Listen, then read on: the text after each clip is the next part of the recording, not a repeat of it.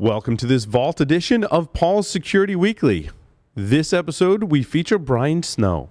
Brian Snow received a graduate degree in mathematics from the University of Colorado and taught at Ohio University, where he developed its computer science program. He moved to Maryland, beginning a 35-year career at NSA. During his career, he rose to director level, directing research that developed cryptographic components and secure systems with the agency, before his retirement in 2006. In 2019, he received the great honor of being inducted into the National Cybersecurity Hall of Fame. At the time of this interview in May 2013, he was a security consultant and ethics advisor. Myself and Jack Daniel discussed his career and opinions on current events at the time in this interview.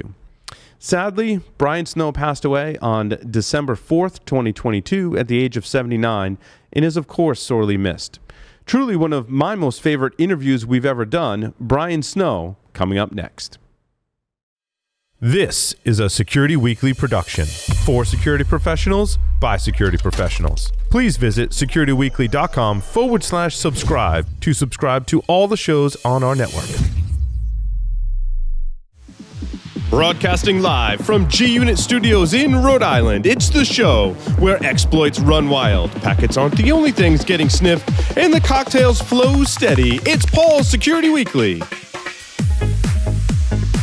I'm very pleased to welcome Mr. Brian Snow. Brian spent his first 20 years at NSA doing and directing research that developed cryptographic components and secure systems. Many cryptographic systems serving the U.S. government and military use his algorithms. They provide capabilities not previously available and span a range from nuclear command and control to tactical radios for the battlefield.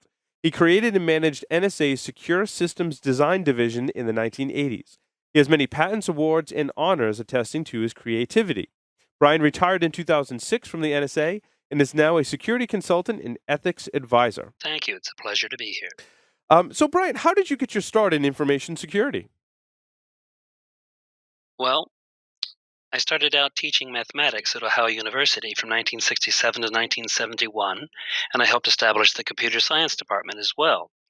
In 1971, I attended a job fair at the major math conference looking for another teaching position. I asked for interviews for 4 schools, but my dance card came back with a 5th appointment on it from NSA, the National Security Agency. I had no idea at that time what NSA did, but I took the interview. I liked what I heard, so I went home and read David Kahn's The Code Breakers, 1,000-some-odd pages. I then applied for a job, was accepted, put through a 3-year internship in more mathematics courses focused on cryptology. And I stayed a total of 34 very satisfying years. In my early years, I worked in research, as you've mentioned, and the point is, for all those battlefield systems and nuclear command and control, computer security, network security, and strong assurance were major aspects for those systems. In later years, when I was no longer a worker bee, I rose to be the technical director, in turn, of 3 major components: research, which I loved, then the Information Assurance Directorate. That's one half of the NSA mission. We have 2, SIGINT and Information Assurance. SIGINT goes around the world collecting information for the government and military leadership to protect the nation. The Information Assurance Directorate had the responsibility of making sure no one else in the world could do to us what we were doing to them by providing protection for our soldiers in the field and our government, that they could not be eavesdropped on or detected in what they were doing. And that was a lot of fun as the white hat mission as opposed to the gray or black hat of the SIGINT mission. And I was there for 8 years, loved that job. It was my peak position. I loved it. And I finished my career cooling off in the internal university that we have across the intelligence community. And I was there to improve the training offered in cryptanalysis and other such topics, and taught a few courses there. And then I retired in 2006. So, Brian, one of the questions I wanted to ask up front, it piqued my curiosity when I was thinking about it today, is, we all wake up and we go to work in some capacity, whether it's the office or, I work from the home. And I know what it's like when my experience of going to work. What's it like when you get up and go to work for the NSA? Well, for one thing, in the early years at least, you had to make darn sure when you left the night before. In research, they gave us freedom on our calendars. and you could come and go as you wished, but when you left at night, you had to sign in the next day what time you expected to arrive. If you did not arrive within 2 hours, they sent Marines looking for you. And one of my neighbors also worked at the agency, and they came looking for him, knocking at his door. He was not home. They had my address as the next nearby NSA employee. I didn't know that. They came knocking at my door, asking if I knew where he was. No, he got in trouble later. Turned out he'd been out an all-night drunk the night before and wasn't sober enough to come back home. But they do track you down and keep track of where the employees are coming and going. And many, of course, work standard shifts, but the type of work I was doing, I was never shift bound. That's one novel story. Give me the tail end of the question again, and I'll give you a more serious answer. What's it like to go to work in the morning? Yeah, what's it like to go to work in the morning? Like, well, and I guess your badge as well, so you get past the Marines or the now rent-a-cops that we have that check going in and out. And then you get to your office going down long halls in a very huge building, the main headquarters building. Go to your desk, and in my arena that I played in, turn on your computer or ask your secretary and get the days. In my later career, I'd say, what's my agenda card for today? And I would get an agenda card with 15 to 20 meetings ticked out through the day with various people. I got to compare with some senior people coming in from industry that we were talking with, and they also had the little card prepared by their secretaries. They typically had 5 to 7 meetings per day. So I think the agency did pretty good working the staff pretty hard to get the job done that we needed to do. Do you have any other way you want to steer the question?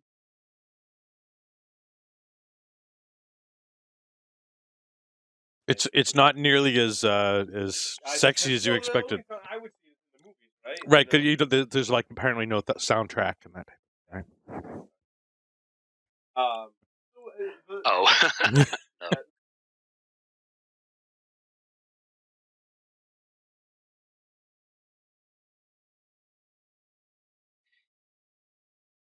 It's a very good field conceptually to be in, but it's not being allowed by the major industries that want to buy the products to grow as it should.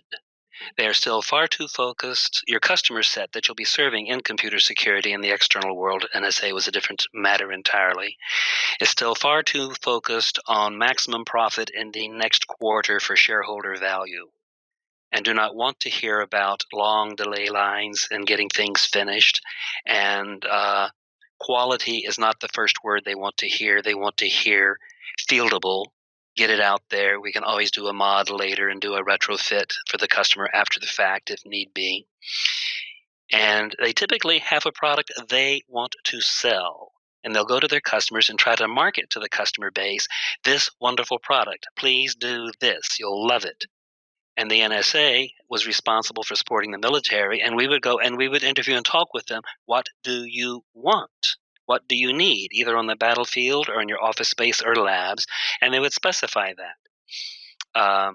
When the internet took off in the 1980s with www, the World Wide Web, and people started trying to make money on the web, suddenly they wanted to buy crypto systems to protect things. But again, they wanted it fast in software, and they wanted it, within a quarter or whatever, and they didn't want to hear about quality or robustness or checking on it. Whereas to get an NSA system in the field to satisfy the military would, well, let me give an example. The commercial types would go to a military officer and say, we have new DES radios, back in those years, are now AES radios, and they have these additional side functions that you'll love, please buy. And they would say, well, we should check with NSA first, they're a normal provider, and they would come to us and tell us what they'd been offered. They said, you can buy it if you wish. We allow that now. In the past, we would not. We'd provide it ourselves. But we said, we can also give you a battlefield radio that has AES or DES encryption, whatever they've offered you. But you realize that once you encrypt the signal, that the enemy will not want you to be able passing messages they cannot read. So they are going to be a little ticked about that, and they're going to send rocketry toward your communication bases and take out your communication infrastructure. Do you want that, or would you like a little discrete fiddling of the signal so it is not detectable? They cannot detect the signal, or at least they cannot track it. We can make it jitter so they cannot track it and see where it's coming from. They said, that sounds pretty good. We said, yep, we can do that. It'll be a few more months. It'll be a few more bucks to pay for it, but that's doable. But you realize once they cannot, find the signal either, that well, anyway, we go through a dialogue with them is what I'm trying to get at, really making sure they understood all the possibilities, not trying to market what we had, but checking with them what functions did they need to have to feel safe in the field. And then that's what we would go away and build into the product. But it didn't come in just a few months. It was a hardware build. So that was very robust, could be stepped on by the soldiers. It had a steel case, not a plastic case, and was very, very robust in the field, both against cryptographic attacks as well as environmental attacks. Many of our radios had to survive for the Navy, the salt and sea environment. They could be dropped in the sea and still work. Soldiers in hot climates and sandy deserts had to be able to have devices that wouldn't crap out when the temperature got above 130 degrees, like Afghanistan or other places, and would still function in below freezing weather in case that was going on. So the design requirements we had for our gear were military requirements, not standard office environments. That took a lot of stuff non-cryptographic just to make sure it would work in all possible situations for the soldier carrying the gear. So that was a little higher load on them. But we didn't require a profit margin. We were funded through the government military cycles, so it wasn't that much more screamingly expensive than the commercial stuff. Although to pay for much of it was more expensive, but it gave a lot more capability that the soldiers really appreciated. Did that help, or is that close direction for you or not? That was perfect. So we often particularly on this show, we call people out for developing and creating their own encryption algorithms. And I noticed in your bio it said that you had researched and developed some of on your own. What are some of the major hurdles when creating such an algorithm? Let me be a little blunt about this. Anyone who tries to design their own crypto algorithm these days and take it to market, certainly as a single person or any team of less than 3 to 5 highly competent mathematicians in finite mathematics, various sorts of disciplines in that arena, is a fool to try, because it's a very hard job to build something that cannot be attacked. You spend a few months, maybe a year, designing it, tweaking it, and testing it, but you have your mental print on it. And at least my agency and others like it around the world are quite willing to take a new design once they get their hands on it. And commercial things you can't hide. They're going to find them and buy their own copy and take it apart and find out what's running inside of it. But to do the cryptanalysis on it, they're quite willing to invest months to long years. It took some of these systems that we broke in the agency 50 years to crack. Though we kept working at it and we got them cracked. So it is not a sport you take on lightly. Not without a significant staff, not only of competent designers, plus we had designers and breakers. And in the commercial world, they tend to be the same guy because they have the same depth that they go to. The mathematicians we had on staff, we typically divided into 2 camps, the makers and the breakers, because the makers tended to be more synthetic thinkers that like to slam things together and see what fit and what they could make work. Whereas the other camp, the breakers, were more analytic. They like to slice and dice and tear things apart. And they got to each practice their own discipline, either building or cracking, to extreme depths, which I have not yet seen available in the public sector. So you can go down so far on either path with equal competence as a standard average mathematician. But after a while, your own personal style comes out as either analytic or synthetic. And to really polish and use that, the agency took very good advantage of that, because you could be an artist in one of those fields but not the other when you kept diving deeper and deeper and spending more time on the problems. That's really interesting. I like the idea of makers and breakers. Yes, but we had a large staff and we allowed them plenty of time. In the design cycle, we would allow months to a year or so to design the paper. We'd allow 3 to 5 years for as large a team as wished to be pulled together of mathematicians.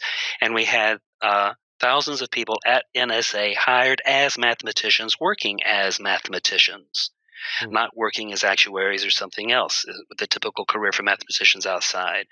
So our mathematicians could be either top secret famous or public famous. But as far as having a lot of people to talk to, it was a larger community at that time inside. This is back in the early 80s as the world was taking off externally, commercially, to be aware of cryptography. Now there's probably as many public cryptographers outside as there are in the government spaces. But I don't think more yet. And as far as spending the time and effort over long months and years of large teams and powerful custom-made computers trying to crack and break, I don't see any commercial or public facility in the world doing that. Yeah, it's a great segue into one of my other questions, which was what is the lifetime of an encryption algorithm? And a follow on is, does it have a defined lifetime before you must work on an update, or do you just completely switch to something new? Oh, they certainly have a defined lifetime because you realize that most algorithms will be broken in time. They are a finite device. And I forget the jargon term for it now, but there is a well known curve of uh, our formula internally was that you managed to get a factor of it's right on the tip of my tongue. Help me out here. X years go by, and the computer power to break things increases by factor Y. Moore's law. That sort of Moore's thing. law, So, yeah. as time goes on, the machines get more and more powerful. So, there is no such thing as a perfect crypto algorithm built with a finite number of chips or lines of code will be breakable at some defined year by simple brute force, if nothing else. Mhm. So, we always had to design to exceed brute force. Right, right. And we had to have that as brute force at the expected end of life. Now, some of our algorithms we wanted to last for decades, and some of our algorithms were throwaway. We didn't mind if they vanished after use for 18 months or so. Hmm. But we knew in each category of gear that we were building how long we wanted it to last. We could add on a design insurance factor, which is classified, I cannot tell you, but it was, just in case we made a mistake in the design, let's add on a fudge factor of even more years of analysis that the enemy might be able to do. And so we'd really built to very worst case standards because to make the crypto algorithm, with standard cryptography at least, twice as hard, we only had to add one more bit to the crypto variable. And that would double the size of the search space they'd have to go through for brute force exhaustion. So we could very easily measure, at least against brute force, how long it would take for the world to grow up and get computing power enough to break it. We had to worry about the attacker coming up with a clever way of getting in and knocking off many factors of 10 of the work factor to actually start solving it. That was a more nuanced problem. That's what we had human staff on hands, the hundreds of mathematicians that worked on the IED side as attackers, going after the various codes that the design group designed. The design group was about 20 of us designing these things, and the attacking group was much larger internally as well, because cryptanalysis is a much harder sport to play than crypto design. It's an Okay. interesting perspective that you had, or that, government agents, because if we look at software companies that are trying to protect intellectual property, or even manufacturing firms, the life cycle of that, the value of that is not that long. Hmm. But you're They want talking to about you're talking sell right, more units, and they'd like to retire old gear and replace with newer stuff just to get another bite at the customer. right.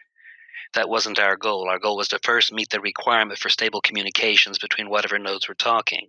If you have missiles buried in the ground that you expect to be there for decades, you want the crypto control functions also to last for decades without having to retrofit. So you do a very robust design with all sorts of design factors built in, including the long life they will be in use, so that you're really setting them to be where they're not going to be breakable under worst case assumptions for decades yet. You don't design for a 5-year life or a 3-year life or a whatever life on long life gear. And so once you build them, they also have to have high reliability. You don't want to be taking the lid off the silos very often to go down and Right. repair or mess with them. It's So there are very strong reliability constraints as well. Again, I'm talking niche markets and right. some of this stuff. Yeah, The radios the absolutely. guys carried around in the field had a high breakage rate because tanks would run over them, or the soldier would step on them. Despite the steel case, there could be damage, and you'd have to replace them. But that was with spares in stock, not by making the algorithms weaker or cheaper. Right, right. I mean, and some of that information that you're protecting, not just for military, but like I'm thinking State Department and other things, is stuff that even if it loses tactical value, has political value or Rather, political yes. liability for decades. Hmm. Um, and Yep. yeah, it's an We interesting, wanted it's to a be different safe for a long, long time. Well, that kind of leads into another thing that you've Well, spoken there on. is something interesting. I'll give you one other side question. I will not give you the answer, but we were approached at one time by people responsible for protecting some of the old weaponry designs on the nuclear side, how to Yep. build a nuclear bomb with what sorts of material. And it turns out that as time goes on and technology improves externally, bad dudes around the world that might want to build their own weaponry don't need to build weaponry equivalent to the best available today in the leading nations.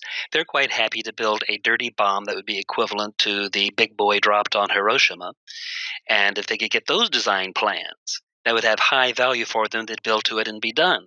So in some peculiar way, they had the feeling that the older design information that was rotting in the archives was more important to protect against loss than the newer designs, which are far more expensive to produce and required a leading nation-state capability to do. Interesting. That's So very to interesting. reduce the threat from minor players getting in and growing up, they wanted to come in and say, we've encrypted this in something we thought was good for 20 years and that you said you could provide, but now we would like to make sure that we can protect it longer. Can you now give us new cryptography to protect the stuff even longer for the old stuff? We said yes, but it's going to be of limited use because anybody interested has probably already caught whatever traffic was encrypted talking about the old stuff and ciphered in the old stuff, and that's all they have to break is the stuff they recorded and saved.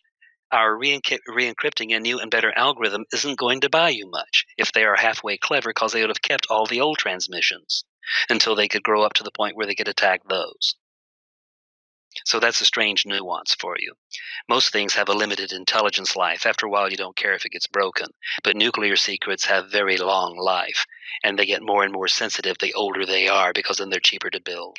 Yeah, that's It's funny, Jack. There's a question here about quantum computing. Yeah, I was just going to go. So just a quick story. I was teaching a class on firewall security, like bits and bytes, ports, rules, and someone asked the question, well, with this whole quantum encryption and quantum computing, do we need security anymore?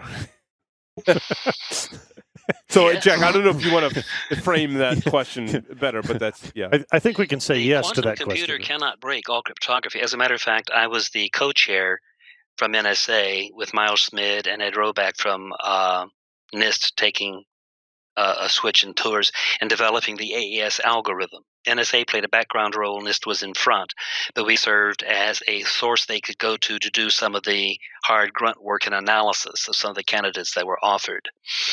And it was really intriguing. What was your question again, the last sentence? I'm wandering.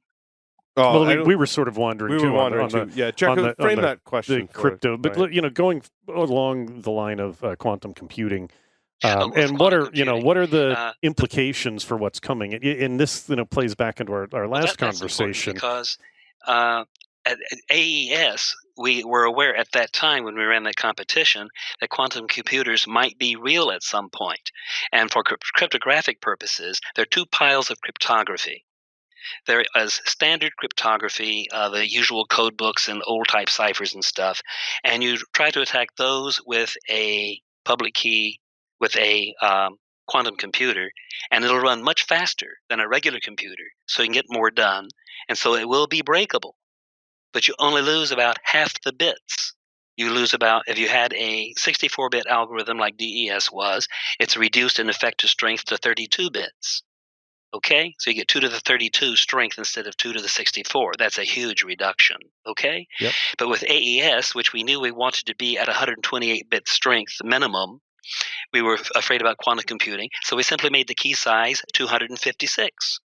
If quantum computers came to be, you could cut that key size in half. This is an oversimplification, of course. It'd be a little fudge factor, making it not quite that bad off, but it cut it essentially in half with the mathematics that could be run on a quantum computer, and you would still be safe because it'd be equivalent to AES at 128 bits on a standard computer.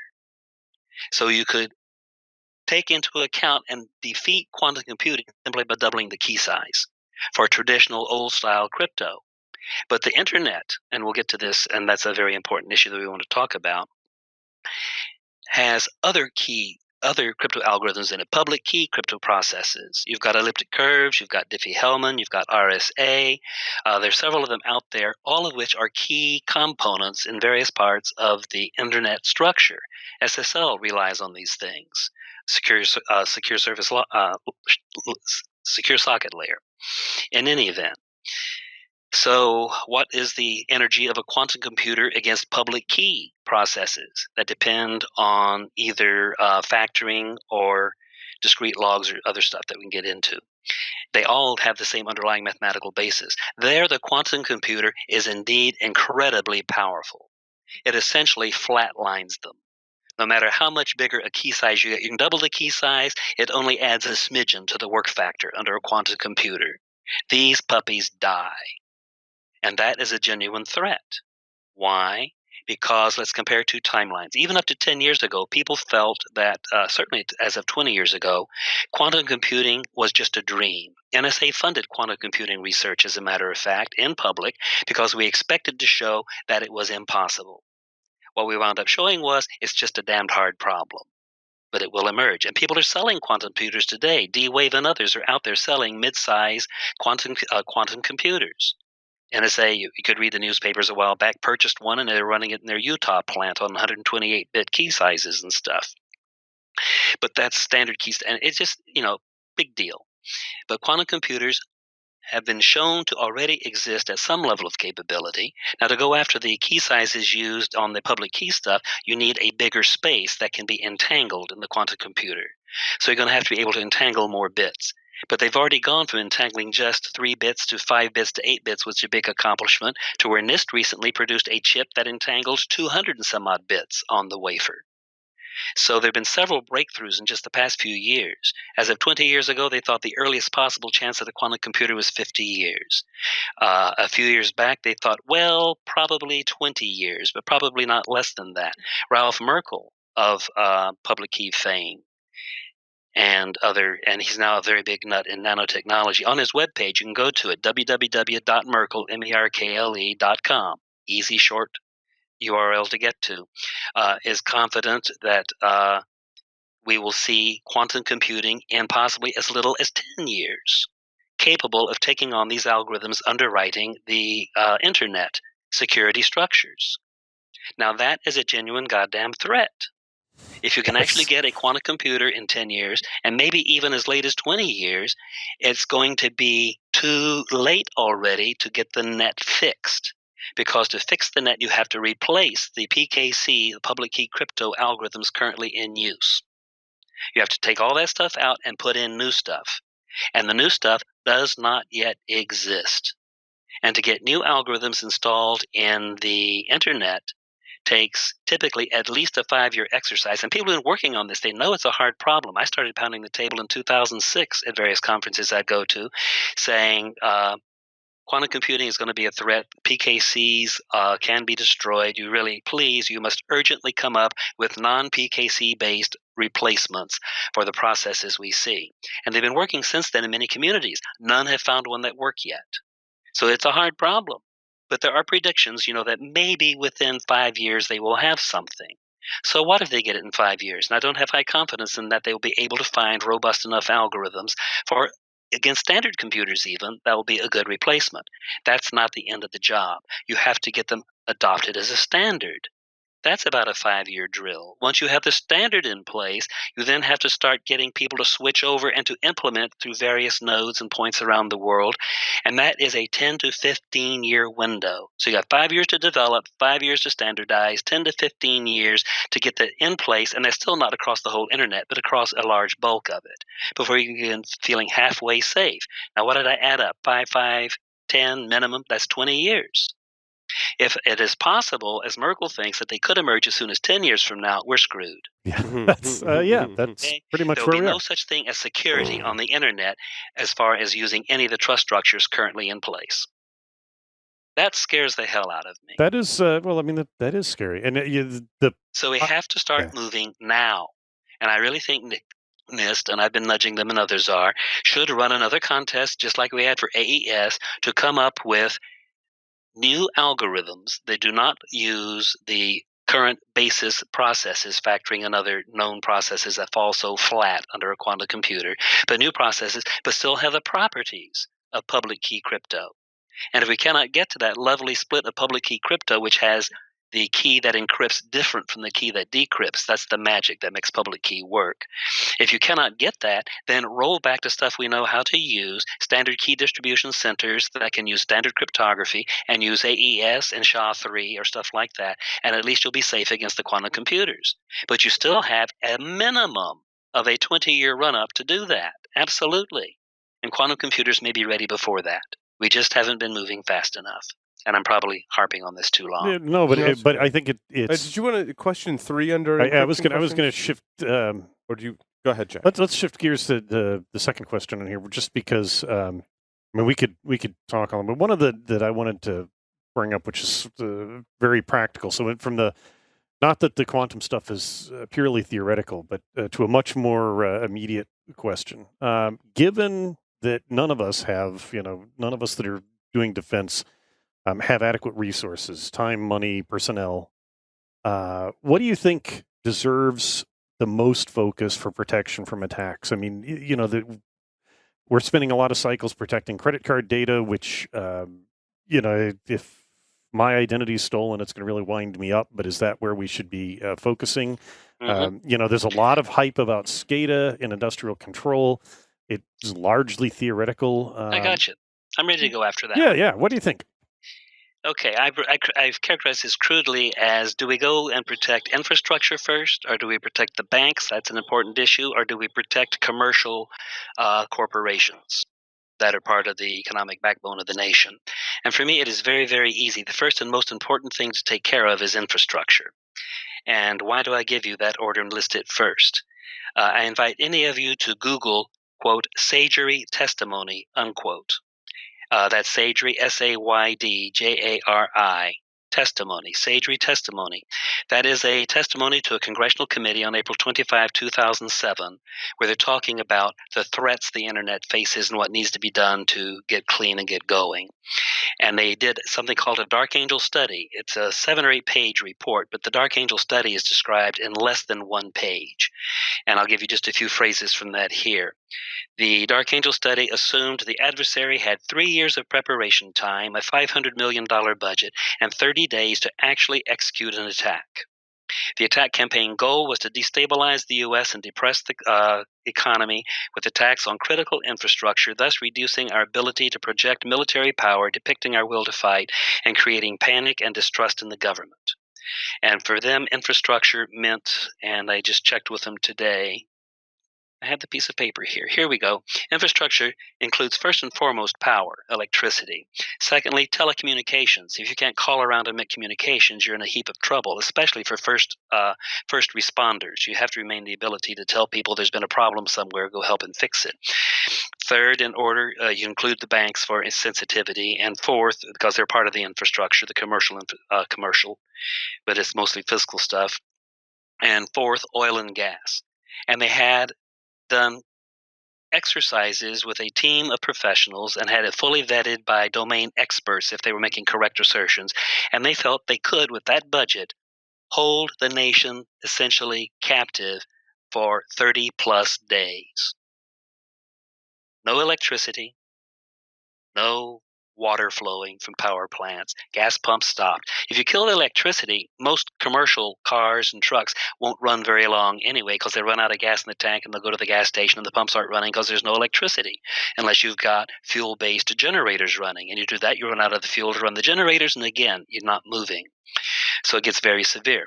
The concern I have, they were worried about a nation state trying to slap us around a little bit to get us into line. Could we be really crippled? Yes, we can. I'm concerned more about psychotic folk who still have budgets. Can anyone state leadership of Iran or that sort of activities that might want to just be pissed as hell at us and slap us hard? And they might want to be psychotic enough to merely want to impose a maximum number of deaths possible on the U.S. They would go after the infrastructure, kill the power, kill the water, especially if it's in the coldest spot of winter. They're watching the weather forecast and do it during some heavy storm in the northern region of the U.S. when the temperature is already low and cold and the roads are clogged. If they get hit at that time and hold it down for 30 days, I believe there'd be a massive loss of life. Tens of thousands of people could die. And the estimates put forth by the committee in their closed work went much higher than that. I'm being very conservative on these figures. Okay? And this work has been vetted by many people, and people can contact me offline. I'll send a copy of notes and stuff if people want to see it, just to my name, Brian Snow at Comcast.net. Send me email. I'll give you more data on this. But it's frightening as hell. So yes, we have to go after the infrastructure. and do as much as we can to get the power, the dams, the gas, oil lines protected robustly by whatever means possible. It's going to be easier than the other areas because those industries, the large infrastructure components, are regulated. They're already used to having somebody's hand up their tush trying to tell them what to do. And you could sweeten the pot by having the government offer to pay for some of the upgrades.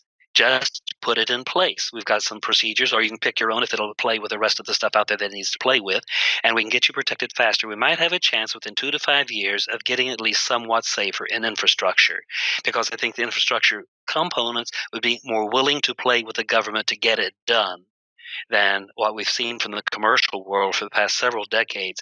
All they're still paying attention to is next quarter's profit. It's very hard to get them to wake up. And the infrastructure people, we have to get them robust, or we will face large numbers of deaths in the nation's worst case.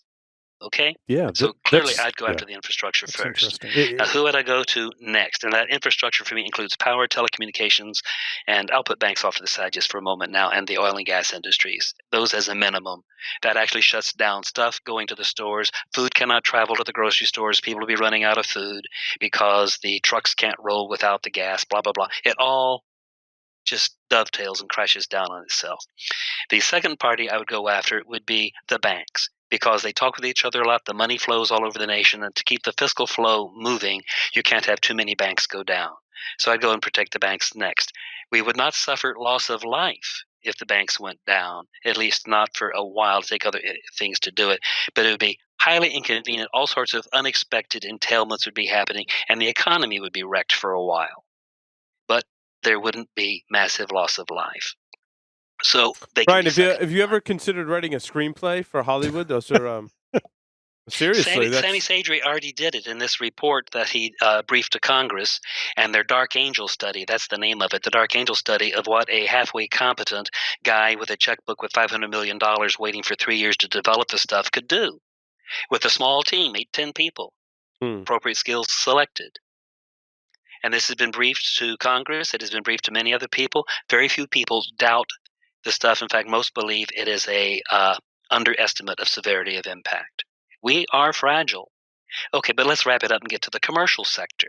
What if we had attacks that were taking down major corporate firms? Here, typically, it's for money or to cripple them, or a competitor trying to gut them or doing whatever stuff. Who knows? But that's third on my list, and I don't care much about it, partly because I'm a little pissed off at the many years the commercial sector has had already to improve its security processes, and they still have that focus on next quarter's profit, and they don't want any hardware. It's all got to be in software, and it has to be flexible, and it has to be blah, blah, blah. And they never say first, secure and work to save my ass. And as long as they have that mindset, they are not salvageable. So as far as I'm concerned, go to hell, guys. You've had your chance. But also, I think there'd be less impact on the nation, because once a major commercial firm goes down, it won't be long before its competitors move in and take over the field.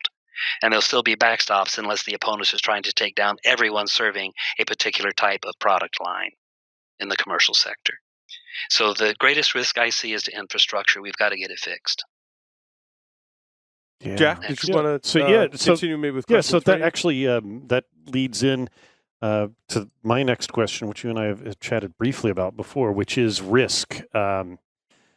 Risk, these are my words, and I have some friends who will probably cringe at this, but I don't mean them.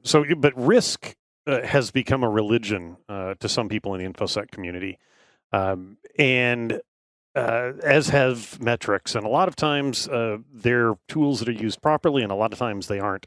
But some people really just don't think that, how to phrase this.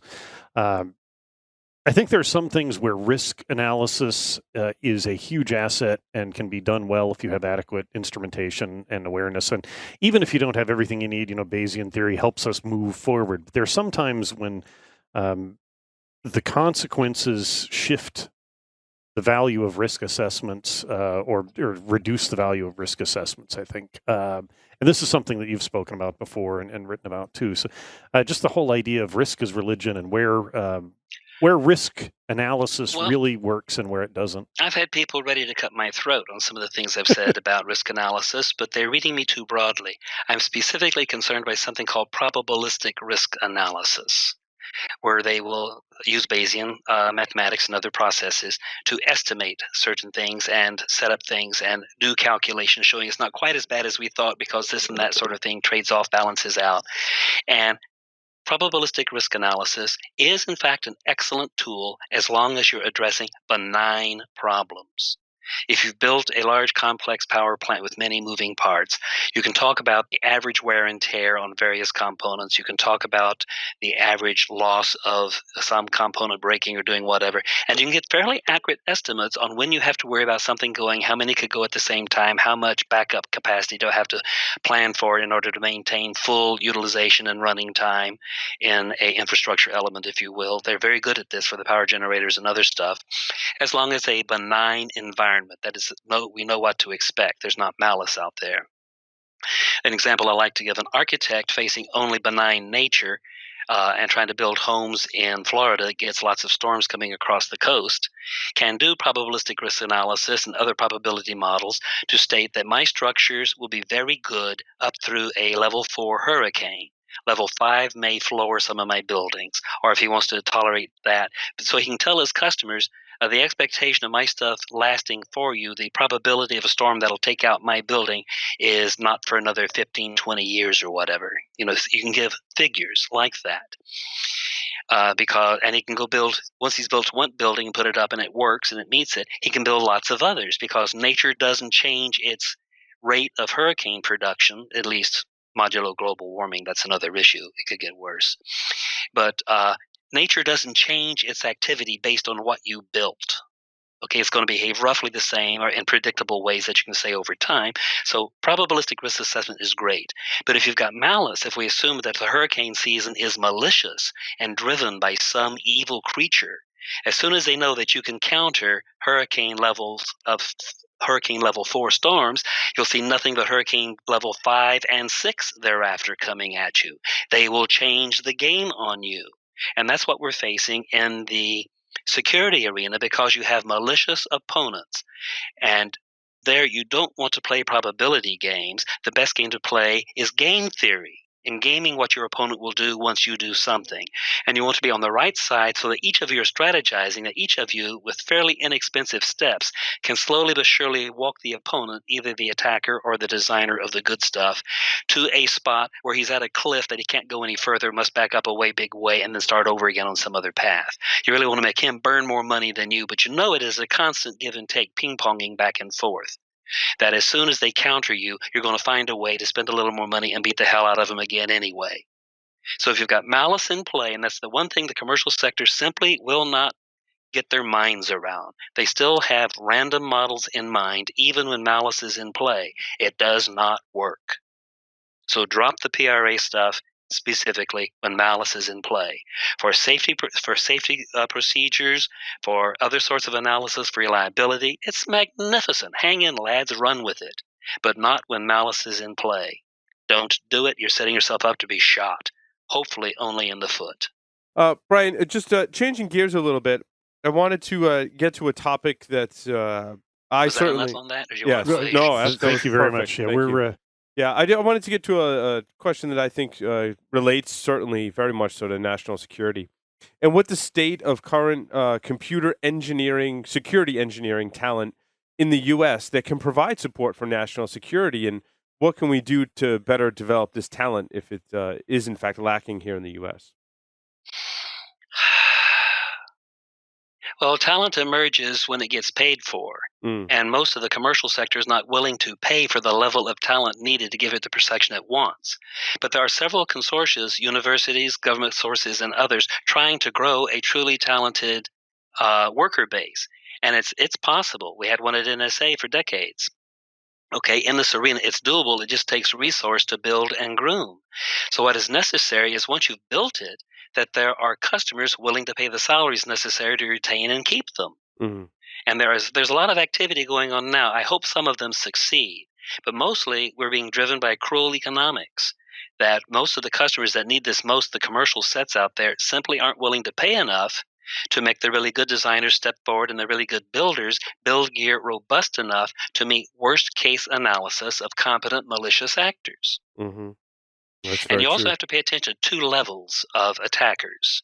There are the generic attackers just running through a list of internet addresses looking for weakness that they can get in and skim out some money or something they can sell to somebody else, some sort of private property. If they hit a fairly well protected machine, they don't bother, they skip it. That's what I call a generic attack. They're going for volume. They're not going for your ass. They're going for any ass that's left flapping. And they find enough of them, they don't have to work very hard. They can pull in millions a year just picking on bozos and dum-dums. Okay? So that's the generic class. I'm not worried about that. Just follow, the usual process of keeping your machine updated, of having a good malware scanner running in the background and stuff. You're going to be reasonably good to defeat that class. The targeted attacks that know you have something of value and they want it, they're going to come for you full bore with the full capabilities that they have or can hire and do. And there, we don't have in the commercial set yet any gear capable of protecting against the full-bore, high-level, almost nation-state involvement for targeted attacks. Just doesn't exist. Okay? So, it's do you doable. think that just people haven't stepped up to the plate yet. Do you think that our enemies, competing nation states, will pay more for our talent if we're not careful? Do you think that kind of stuff happens? Oh, they will pay for the talent wherever it is sitting. And we don't have a monopoly on that. They're very talented people in this area in many nations around the world with much lower standards of living than we have, because this doesn't require a hell of a lot of money to do. It's mostly brain work. Right. And doing, prototype developments that don't have to be fully robust under an assurance regime to know that it's really bomb-proof against an opponent beating on it. You try to work out the concepts to get them, in place and working well, and then you can robustify with a customer that wants to run that way. And the brain power, you can find it in India, you can find it in England, you can find it in many other places.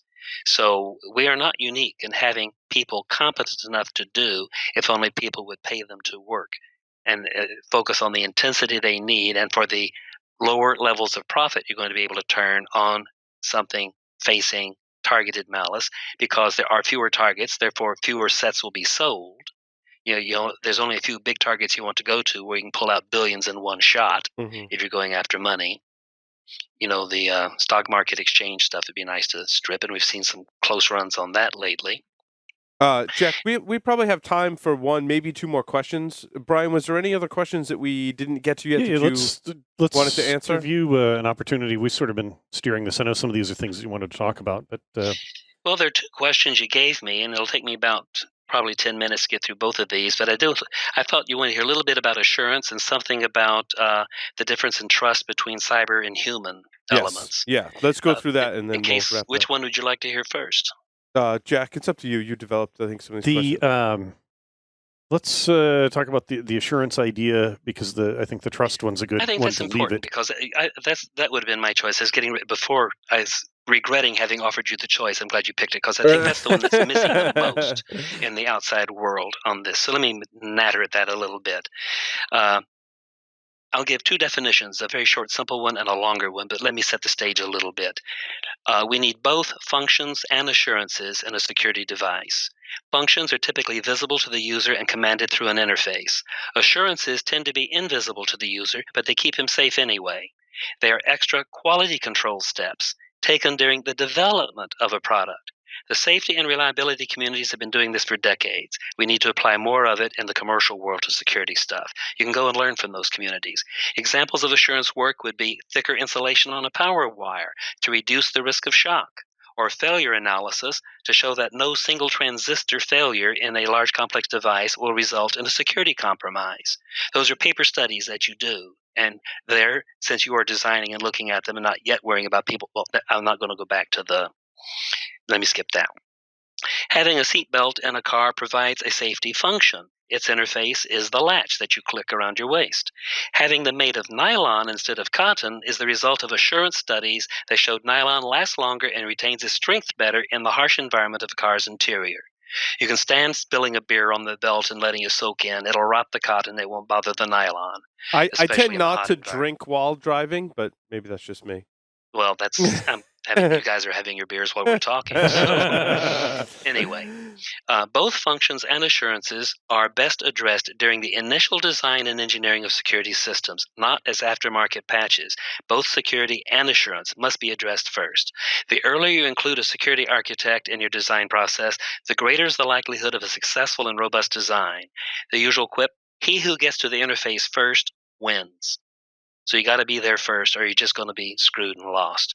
It'll have too many covert channel paths built in for convenience and memory. Because most computer systems built today, remember, computers were expensive when they were first built, so they're built to share resources. They shared memory, they shared all sorts of things. And security has first and foremost as its paradigm separation, separating the good guy's data from the bad guy attacker.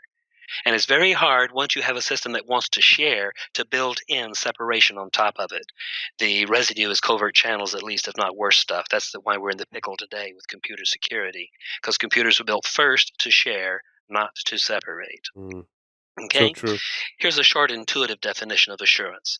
Assurance work makes a user or an accreditor more confident that the system works as intended without flaws or surprises, even in the presence of malice. That's short and sweet. What the hell does it mean? You have to parse it a bit more. We analyze the system at design time for potential problems that we then correct. We test prototype devices to see how well they perform under stress or when used in ways beyond the normal specification.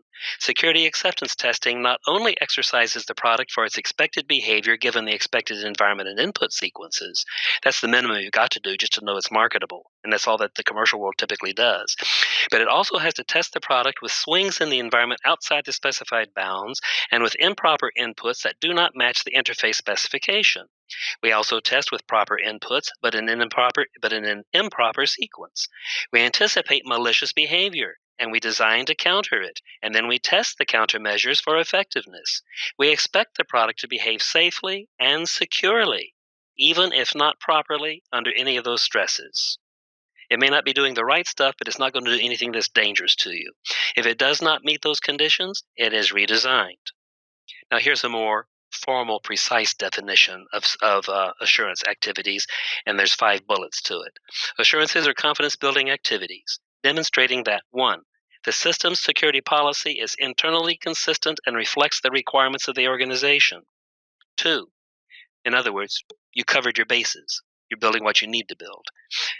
2. There are sufficient security functions to support the security policy. If not, you've got to go create some or alter your policies and protect in some other way. 3. The system functions meet a desired set of properties and only those properties. No surprises against unexpected conditions. 4. The functions are implemented correctly, and you can do formal mathematics and processes now to assure that. And 5. The assurances hold up through the manufacturing, delivery, and life cycle and retirement of the system. If you really pay good attention to all those bullets, and again, you have to expand them to see what they really mean, but that makes a little more impact on people as how much work there is in assurance, and it's all invisible to the user using the box. It just makes the box work under all possible conditions, malicious or not, that you could expect it to work. Otherwise, it just breaks, but still breaks safely. Okay? That's the goal, not to leave them at risk.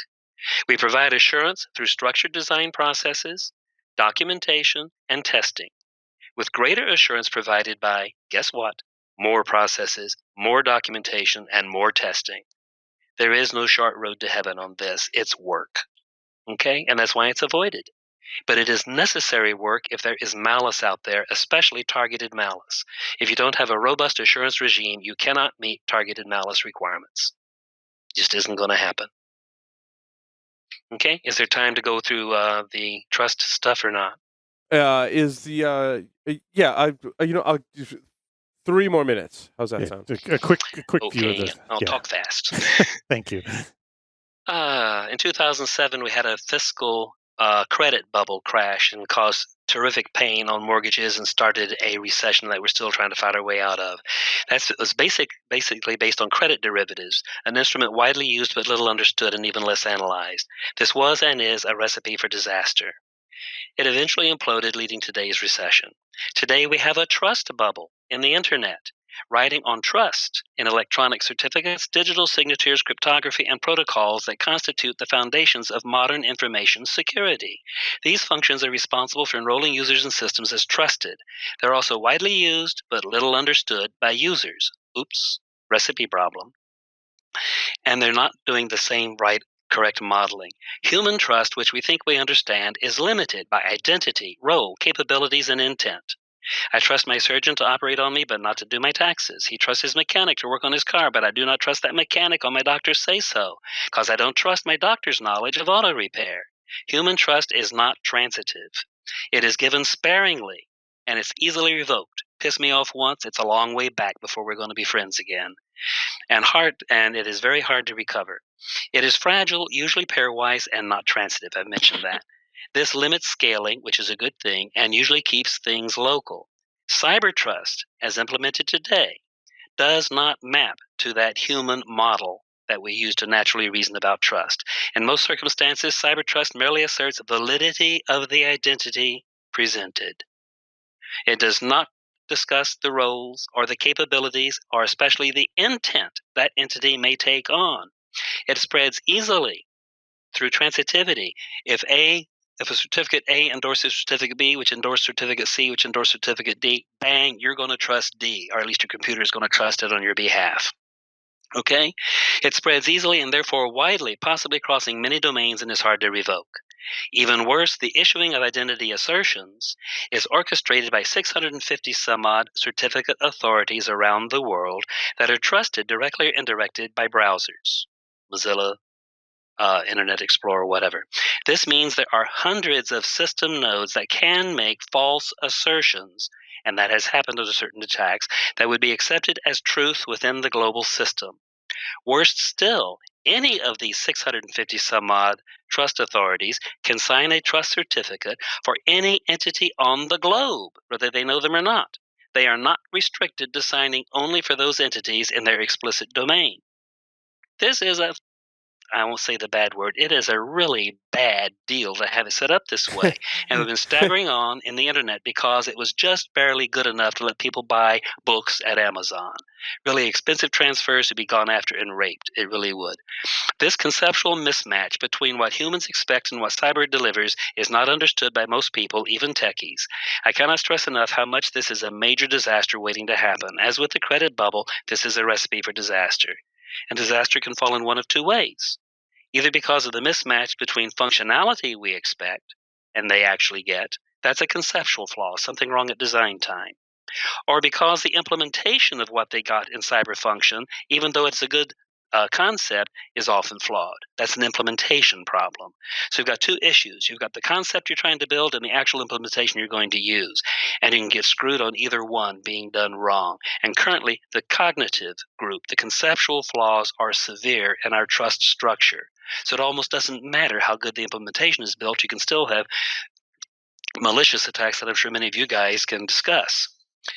A separate compounding problem is that cyber trust functionality is implemented in software and hardware. Primarily, I'm worried about software. Hardware you can tie down better. It's marketed on glitz and ease of use and not on the quality or accuracy, here I'd say, or the assurance of performance.